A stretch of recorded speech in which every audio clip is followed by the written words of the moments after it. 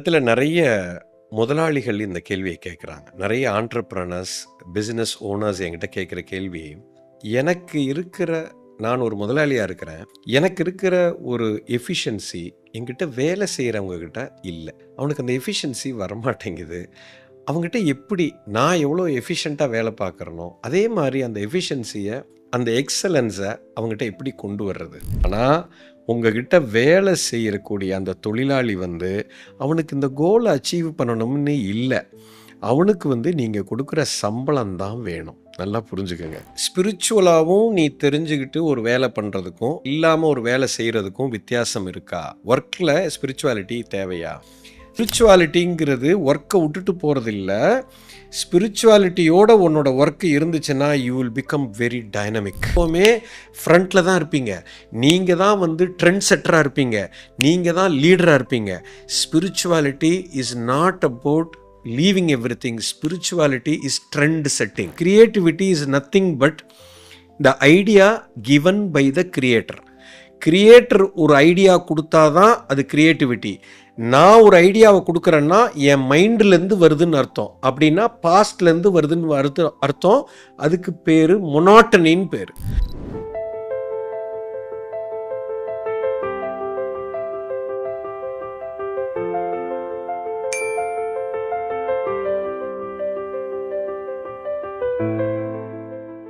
நிறைய பேர் என்கிட்ட கேட்குறாங்க, குருஜி எனக்கு வேலை பார்த்துக்கிட்டே இருக்கேன், எனக்கு டைமே இல்லை, எனக்கு பயங்கர ஸ்ட்ரெஸ் ஆகுது, எனக்கு ஒரு பிரேக் வேணும் குருஜி. ஆனால் அந்த பிரேக் எடுத்தால் எப்படி நான் பிரேக் எடுக்கிறது? இந்த பிரேக் இல்லைன்னா என்னால் வேலை பார்க்க முடியல. சார், முதல்ல ஒன்று தெளிவாக புரிஞ்சுக்கோங்க. லைஃப்பில் எனக்கு பிரேக் வேணும்னு ஏன் தெரியுமா கேட்குறீங்க? உங்கள் ஒர்க்கில் ஸ்ட்ரெஸ்டாக இருக்கீங்க. இப்போ ஸ்ட்ரெஸ் இருக்கிறதுனால தான் பிரேக்கு கேட்குறீங்க. வேலையே ஸ்ட்ரெஸ்ஸே இல்லைன்னு வச்சுக்கோங்க, எதுக்குங்க பிரேக்கு? பிரேக்கே தேவையில்லை. சரி, நான் இன்னும் ஒரு பெரிய ரகசியத்தை உங்களுக்கு சொல்கிறேன்.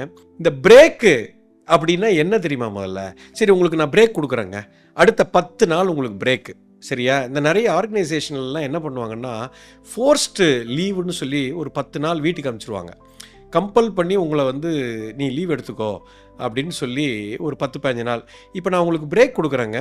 இந்த 15 நாளும் நீங்கள் என்ன பண்ணுவீங்க? இந்த பிரேக்கில் உங்களை கேட்டால் ஒவ்வொருத்தையும் ஒன்று சொல்லுவான்.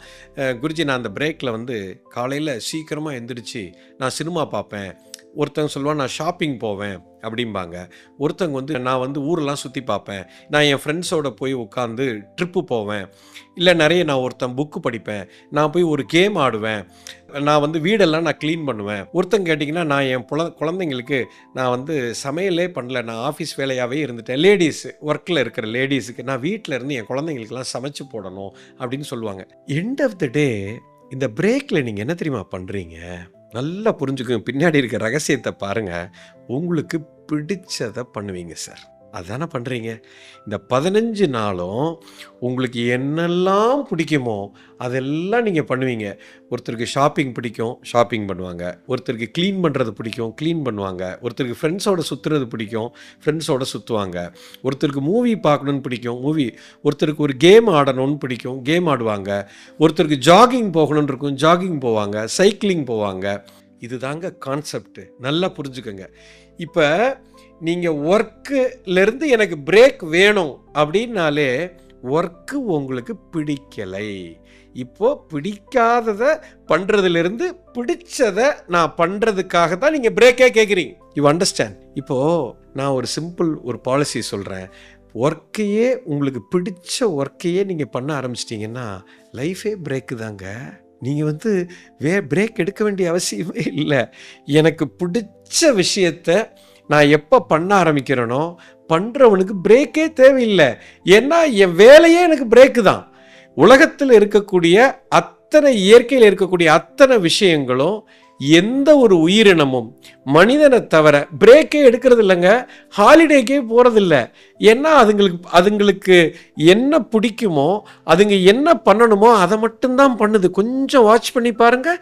இயற்கையில் இருக்கிற விஷயம், புலியோ ஒரு சிங்கமோ இல்லை ஒரு பாம்போ ஒரு மரமோ ஒரு தென்னை மரமோ ஒரு மாமரமோ ஒரு பலாமரமோ, நான் வேலை பண்ணிட்டேன், எனக்கு கொஞ்சம் பிரேக் கொடுங்க, எதுவாவது பிரேக்குக்கு போகுதா? உலகத்தில் எதுவுமே பிரேக் எடுக்கிறது இல்லைங்க. சூரியன் வந்து டெய்லி கிழக்க உதிக்குது, நான் கொஞ்சம் பிரேக் எடுத்துக்கிறேன்ப்பா. மூன் வந்து வருது, அமாவாசை வருது, பௌர்ணமி வருது. இயற்கையில் இருக்கிற அத்தனை விஷயத்தையும் பாருங்களேன், எல்லாமே அது அது வேலையை ஜாலியாக செஞ்சுக்கிட்டே இருக்குங்க. நீங்கள் பிடிச்ச வேலையை செய்யுங்க, பிரேக்கே தேவையில்லை, லைஃபே பிரேக்கு. எவ்வளோ நல்லா இருக்கும். You understand? சமுதாயத்துக்காக செய்யாதீங்க, உங்களுக்கு என்ன பிடிக்குமோ அதையே வேலையாகவும் அதையே தொழிலாகவும் செய்பவனுக்கு பிரேக்கே தேவையில்லை. நீ செய்கிற வேலையில் ஸ்பிரிச்சுவலாகவும் நீ தெரிஞ்சுக்கிட்டு ஒரு வேலை பண்ணுறதுக்கும் இல்லாமல் ஒரு வேலை செய்கிறதுக்கும் வித்தியாசம் இருக்கா? ஒர்க்கில் ஸ்பிரிச்சுவாலிட்டி தேவையா?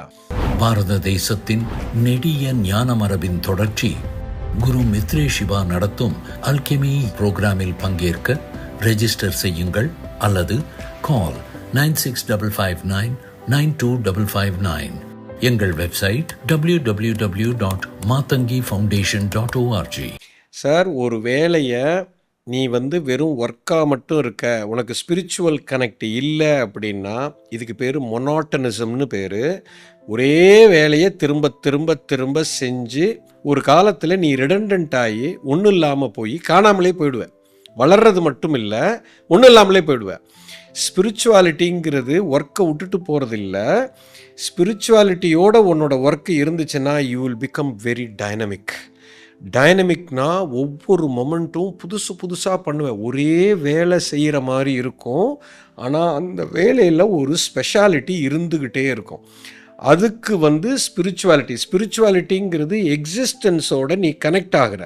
பிரபஞ்ச சக்தி வந்து உனக்கு ஒரே விஷயத்தை ஒவ்வொரு மொமெண்ட்டும் புது டைமென்ஷனில் காமிக்கும். அதுக்கு பேரு தான் ஸ்பிரிச்சுவாலிட்டி, அதுக்கு பேரு தான் கிரியேட்டிவிட்டி. நல்லா புரிஞ்சுக்கணும். இயற்கையில் இன்னைக்கு ஒரு மாங்கொட்டையை நீங்கள் போடுறீங்க, ஒரு மாம் செடி வளருது.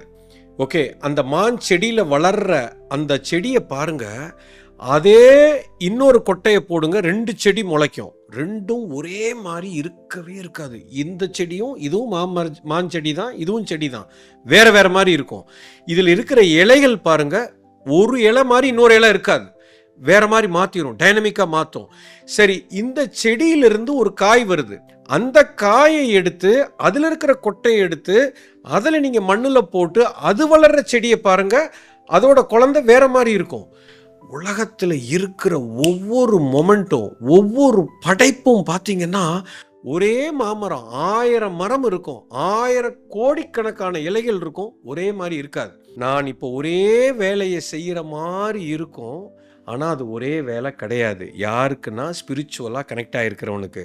அதுக்குள்ள அந்த கிரியேட்டர் உள்ளே வந்து உள்ளுக்குள்ளே ஒரு டைனமிக்காக ஒரு விஷயத்தை கொண்டு வருங்க.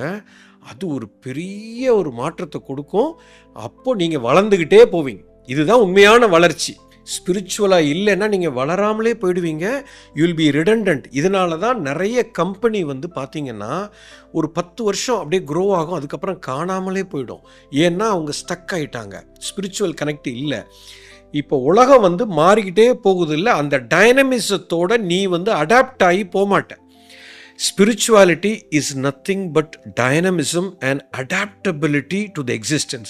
When you are adapting to the existence, you can never become redundant. நீங்க எப்பவுமே ஃப்ரண்ட்ல தான் இருப்பீங்க, நீங்க தான் வந்து ட்ரெண்ட் செட்டரா இருப்பீங்க, நீங்க தான் லீடரா இருப்பீங்க. Spirituality is not about leaving everything. Spirituality is trend setting. Spirituality is dynamism. Spirituality means you are with the latest technology of the creator. You understand? அதுக்கு பேர் தான் creativity. Creativity is nothing but the idea given by the creator. Creator ஒரு idea கொடுத்தாதான் அது creativity. நான் ஒரு ஐடியாவை கொடுக்குறேன்னா என் மைண்ட்லேருந்து வருதுன்னு அர்த்தம். அப்படின்னா பாஸ்ட்லேருந்து வருதுன்னு அர்த்தம். அதுக்கு பேர் மொனாட்டனின்னு பேர். So spirituality is nothing but creativity, dynamism and trending. You understand? நீங்கள் ஸ்பிரிச்சுவாலிட்டி இருந்தீங்கன்னா எந்த துறையில் இருக்கீங்களோ, எந்த தொழிலில் இருக்கிறீங்களோ தோக்கவே முடியாது. என்னிடத்தில் நிறைய முதலாளிகள் இந்த கேள்வியை கேட்குறாங்க. நிறைய ஆண்டர்ப்ரனர்ஸ், பிஸ்னஸ் ஓனர்ஸ் என்கிட்ட கேட்குற கேள்வி, எனக்கு இருக்கிற, நான் ஒரு முதலாளியாக இருக்கிறேன், எனக்கு இருக்கிற ஒரு எஃபிஷியன்சி என்கிட்ட வேலை செய்கிறவங்கக்கிட்ட இல்லை. அவனுக்கு அந்த எஃபிஷியன்சி வரமாட்டேங்குது. அவங்ககிட்ட எப்படி நான் எவ்வளோ எஃபிஷியண்ட்டாக வேலை பார்க்குறனோ அதே மாதிரி அந்த எஃபிஷியன்சியை அந்த எக்ஸலன்ஸை அவங்ககிட்ட எப்படி கொண்டு வர்றது? சார் ஒரே ஒரு ரீசன் தான் சார். நல்லா புரிஞ்சுக்கோங்க. நீங்கள் ஏன் முதலாளியாக இருக்கிறீங்க, ஏன் இந்த முதலாளிக்கு இருக்கிற எஃபிஷியன்சி தொழிலாளிக்கு வரலன்னா, நீங்கள் கோல் ஓரியன்டாக இருக்கிறீங்க. நீங்கள் எடுத்திருக்கிற தொழில் நீங்கள் தான் முதலாளி. ஸோ உங்களுக்கு அந்த தொழிலில் ஜெயிக்கணுங்கிற ஆர்வம் உங்களுக்கு இருக்குது. நீங்கள் அந்த ஓனர்ஷிப்பை கையில் எடுத்துருக்கிறீங்க. ஸோ உங்களுடைய கோலை நீங்கள் அச்சீவ் பண்ணணும். அதை செய்கிறதுல உங்களுக்கு ஒரு பெரிய சந்தோஷம் இருக்குது. இந்த கோலை நான் அச்சீவ் பண்ணணும், இது எனக்கு ஒரு பெரிய சந்தோஷத்தை உங்களுக்கு கொடுக்குது அப்படிங்கிறது தான் உங்களை எஃபிஷியண்ட்டாக வச்சுருக்கு. ஆனால் உங்ககிட்ட வேலை செய்யக்கூடிய அந்த தொழிலாளி அவனுக்கு இந்த கோலை அச்சீவ் பண்ணணும்னு இல்லை. அவனுக்கு நீங்கள் கொடுக்குற சம்பளம் தான் வேணும். நல்லா புரிஞ்சுக்கோங்க. அவன் நான் வேலை பார்க்குறேன், எனக்கு இவர் காசு கொடுக்குறாரு, அவ்வளோதான். இந்த ஒரு நோக்கம்தான் அவனை எஃபிஷியண்ட்டாக பண்ண விடாது. அப்போது அவனுடைய நோக்கத்தை நீங்கள் மாற்றணும்.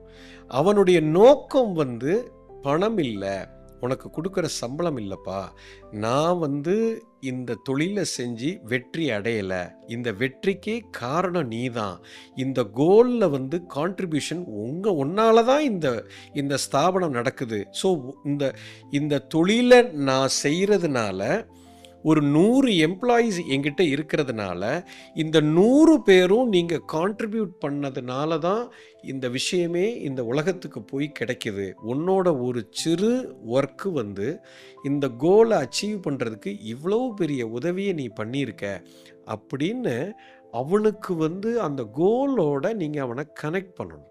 அந்த கோலுக்கும் அவனுக்கும் ஒரு ரிலேஷன்ஷிப் இருக்கணும். நாட் த மணி நான் உங்களுக்கு எனிவே உங்களுக்கு வந்துடும். இந்த கோலை நீங்கள் அச்சீவ் பண்ணிட்டீங்கன்னா இந்த ஆர்கனைசேஷனுக்கு செல்வம் கொட்டும். ஆர்கனைசேஷனுக்கு செல்வம் வந்துச்சுன்னா முதலாளிக்கு மட்டும் இல்லை, அங்கே இருக்கிற அத்தனை தொழிலாளியும் ஜெயிச்சிருவான். ஸோ நம்ம எல்லாரும் ஜெயிக்கணும்னா நம்ம செய்கிற இந்த வேலை தாங்க நமக்கு முக்கியம். நீங்கள் பண்ணுற வேலை இப்படி ஒரு கான்ட்ரிபியூஷனை கொடுக்குது, இந்த கோலை அச்சீவ் பண்ணுறதுக்கு கொடுக்குது அப்படின்னு ஒவ்வொருத்தனோட வேலைக்கும் ஒரு வேல்யூ இருக்குங்க. அந்த வேல்யூவை நீங்கள் அவனை ரெக்கக்னைஸ் பண்ண வச்சிட்டிங்கன்னா ஆட்டோமேட்டிக்காக எஃபிஷியன்சி வந்துடும். So only the value can give the efficiency, not the salary which you are paying. உனக்கு நான் காசு கொடுக்குறேன், நீ இந்த வேலை செய்யன்னா எஃபிஷியன்சி பார்க்க முடியாது. என்னோட கான்ட்ரிபியூஷனில் இவ்வளோ பெரிய விஷயம் நடக்குதுன்னு எனக்கு எப்போ புரியுதோ நான் கான்ட்ரிபியூட் பண்ணிக்கிட்டே இருப்பேன். என் கவனம் பூரா என்னோட கான்ட்ரிபியூஷனில் இருக்கும். அது எனக்கு சம்பளத்தை கொடுக்கும், எனக்கு ப்ரமோஷனை கொடுக்கும், எனக்கு வேலையை கொடுக்கும். இந்த கல்ச்சரை நீங்கள் உங்கள் டீமுக்கிட்ட நீங்கள் இன்ஜெக்ட் பண்ணிட்டீங்கன்னா efficiency will happen. Of course, this is one of the prime reason to get the best out of each and every employee in the company. பாரத தேசத்தின் நெடிய ஞான மரபின் தொடர்ச்சி குரு மித்ரே சிவா நடத்தும் அல்கெமி புரோகிராமில் பங்கேற்க ரெஜிஸ்டர் செய்யுங்கள் அல்லது கால் 9655992559. எங்கள் வெப்சைட் www.matangifoundation.org.